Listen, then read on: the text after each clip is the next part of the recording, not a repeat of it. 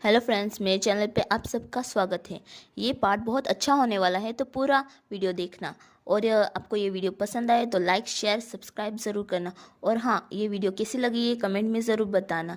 और आपको जो भी मैंने अपलोड की है स्टोरीज़ अपने चैनल पे, तो उनमें से कौन सी स्टोरी का नेक्स्ट पार्ट चाहिए आपको, वो भी मुझे कमेंट सेक्शन में ज़रूर बताना। स्टोरी को स्टार्ट करते हैं। पार्ट की स्टार्टिंग में हमें उस लड़की को दिखाया जाता है जो कमरे में आई थी। वह रोजेट को देख के बोलती है वह उससे भी कम उम्र की है जितना मैंने सोचा था। अभी हमें उस लड़की के बारे में पता चलता है कि वह एड्रियन फैमिली की सेकंड चाइल्ड है।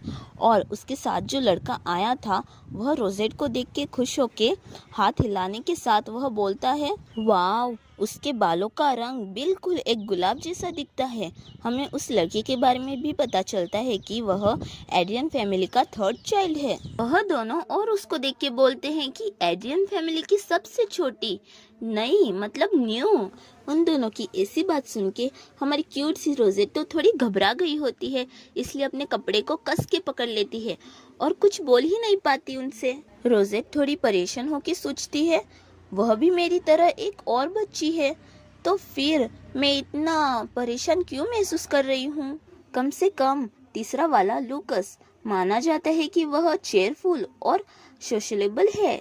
लूकस बहुत ज्यादा खुश होकर हाथ हिलाते हुए रोजेट से बोलता है, मुझे आप पसंद हो सिस।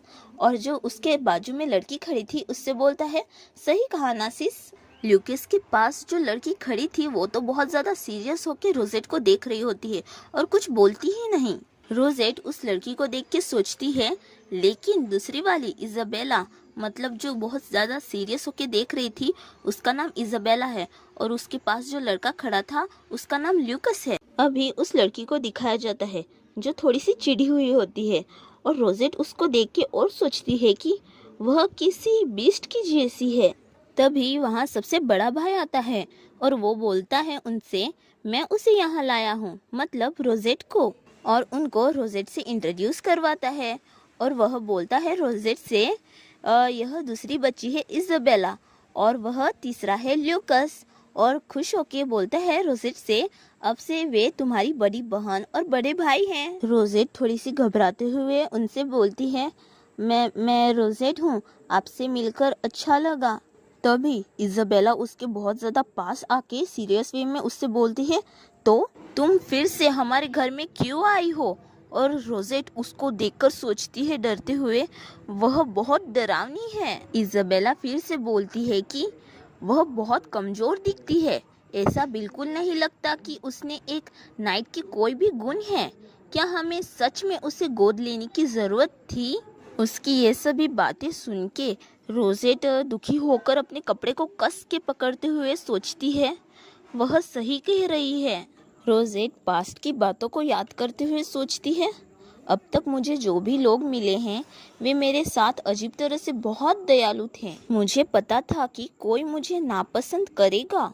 रोजेट बहुत ज्यादा दुखी होकर सोचती है, मुझे क्या कहना चाहिए। वह ये सब सोच ही रही थी कि तभी उनके बड़े भाई और इजाबेला का सीन दिखाया जाता है, जहाँ वो उनका बड़ा भाई इजाबेला से बोलता है, बेल। वह बहुत कठोर था। बेल मतलब कि वो प्यार से किसी को बुलाते हैं ना, शॉर्ट नाम, वही, इसलिए उसको इजाबेला तो बेल बुलाया। बेल बोलती है, क्या मैंने कुछ गलत कहा। क्या इस तरह शांत रहना ठीक है। उन दोनों को ऐसे बातें करते हुए देख के रोजेट सोचती है, क्या इस तरह शांत रहना ठीक है।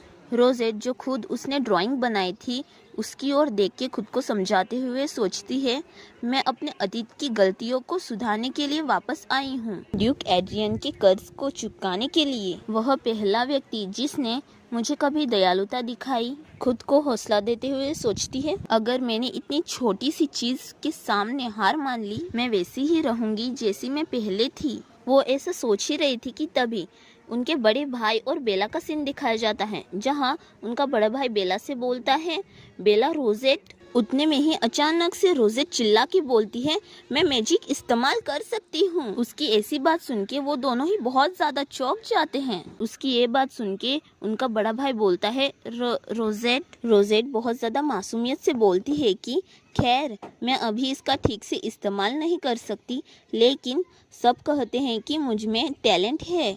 यहाँ तक कि ड्यूक ने भी ऐसा ही कहा था, ताकि मैं जल्दी से मैजिक सीख सकूं और मददगार बन सकूं। रोजेट की ऐसी बात सुनकर इजाबेला चौंक के बोलती है, क्या?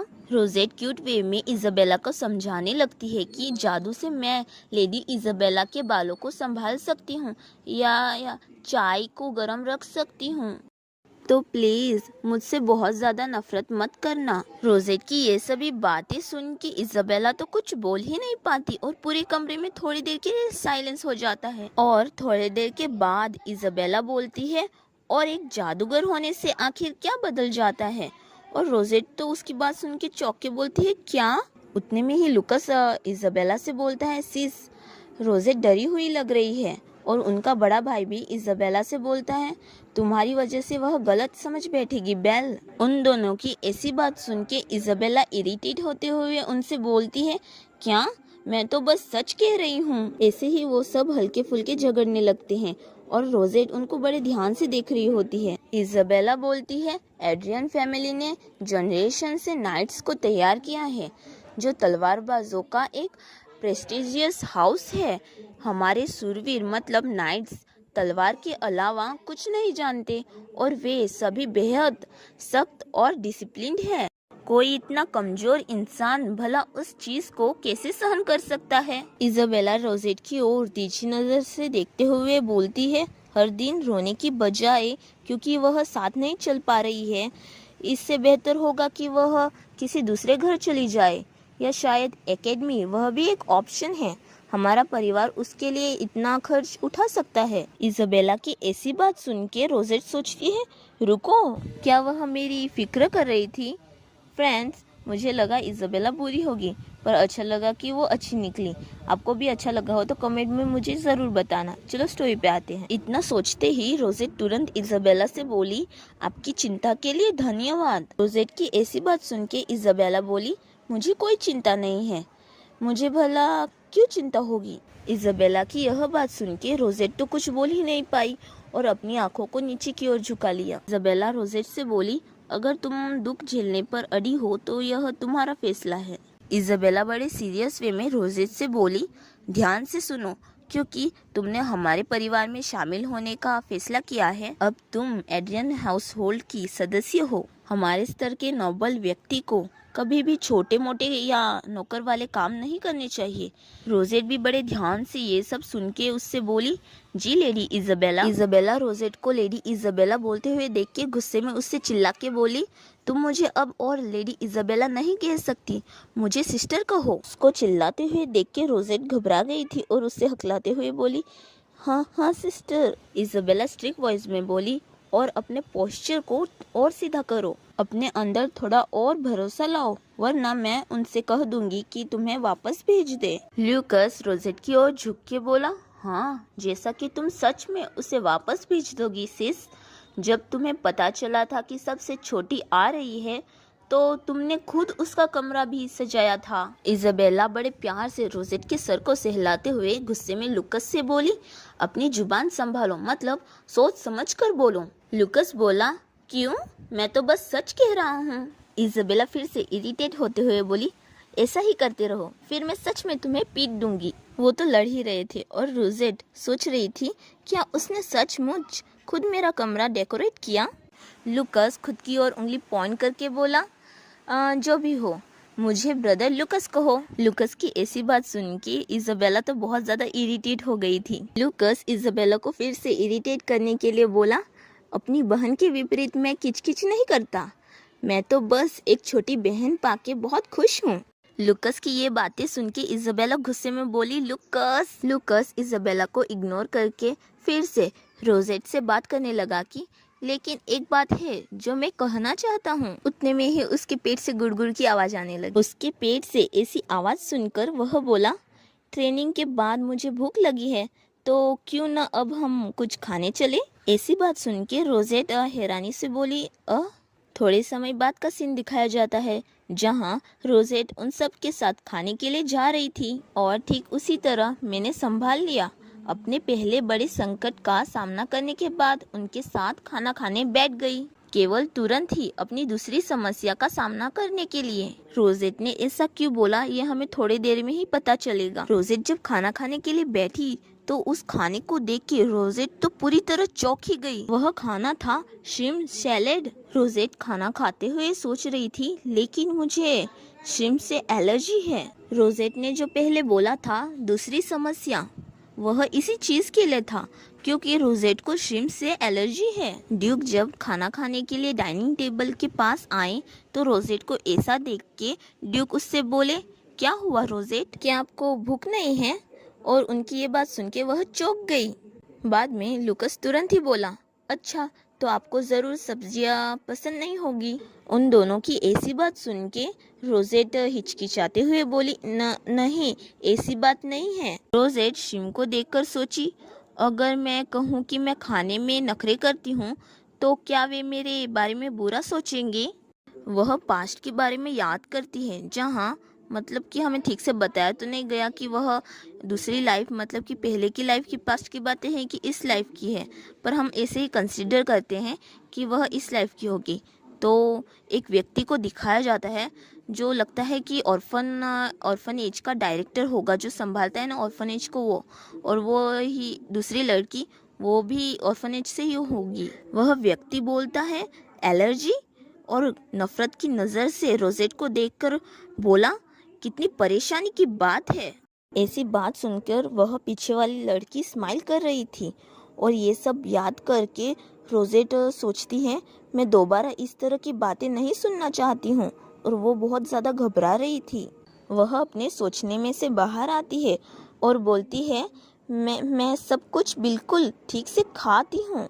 इस बात पर इज़ाबेला तुरंत ही बोली, लूकस से तो बेहतर ही हो, जिसे सिर्फ मिठाई पसंद है। इज़ाबेला को ऐसे बोलते देखकर लूकस परेशान होकर बोला, अरे सिस। उन दोनों को ऐसे झगड़ते हुए देख के ड्यूक तो हंस ही रहे थे, और रोजेट तो खुद के अंदर ही सब कुछ दबा रही थी, जो उसको परेशानी हो रही थी उस खाने की वजह से। उन सबको कुछ पता ही नहीं था, और वह सब बहुत अच्छे से खाना खा रहे थे, और वहाँ टेबल पे बहुत ज़्यादा अच्छा खाना भी रखा था, और उसको एलर्जी की वजह से परेशानी होना स्टार्ट हो गया था। इस वजह से उसको हाथों पे बहुत ज़्यादा खुजली हो रही थी। रोजेट को ऐसे देख के ड्यूक बोले, रोजेट, और रोजेट तो उनकी आवाज़ सुन के घबरा गई। ड्यूक आगे बोले उससे, क्या तुम्हें मिठाई पसंद नहीं आई? यह पुडिंग है। रोजेट हिचकिचाते हुए उनसे बोलती है, नहीं मैं बस इसे खाने ही वाली थी। वह घबराते हुए सोचने लगती है कि मैं अपने हाथों को बहुत ज़्यादा खुजला रही हूँ। यहाँ एक घाव है, अगर मैं अपना हाथ उठाऊंगी तो वे इसे देख लेंगे। मुझे क्या करना चाहिए? ड्यूक बड़े ध्यान से रोजेट की सभी हरकतों को देख रहे थे और उससे बोले, रोजेट रुको। ड्यूक चेयर पर से उठकर रोजेट के पास आकर उससे बोले, डैड को एक बार देखने दो। उनकी ऐसी बात सुन के वह चौंक गई। वह अपने सर को नीचे झुकाकर उनसे बोली घबराते हुए, नहीं मैं ठीक हूँ, मैं बस मिठाई खाने ही वाली थी। जब ड्यूक रोजेट के हाथ को ऊपर उठाते हैं तो उसके हाथ पे बहुत ज्यादा जख्म हो गए थे। उसके जख्म को देख के दोनों भाई चौंक के उठ जाते हैं, और घबराकर लूकस बोलता है, रोजेट, और उनका बड़ा भाई भी घबराते हुए बोलता है, तुम्हारे हाथ पे चोट लग गई है। ड्यूक बड़े ध्यान से घाव की ओर देख रहे थे। ड्यूक को ऐसे देख के रोजेट बहुत ज्यादा डर गई होती है, और डरते डरते सोचती है, ओ नहीं, वह गुस्से में है।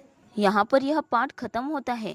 आगे रोजेट के साथ क्या होगा, ड्यूक क्या करेंगे, आपको जानना हो और मेरे जैसे एक्साइटेड हो तो जल्दी से मेरे चैनल को सब्सक्राइब कर लेना, ताकि मैं जब भी वीडियो अपलोड करूँ तो आपको जल्दी से मिल जाए। और कमेंट ज़रूर करना कि आपको नेक्स्ट पार्ट चाहिए कि नहीं चाहिए। बाय फ्रेंड्स, नेक्स्ट वीडियो में मिलते हैं।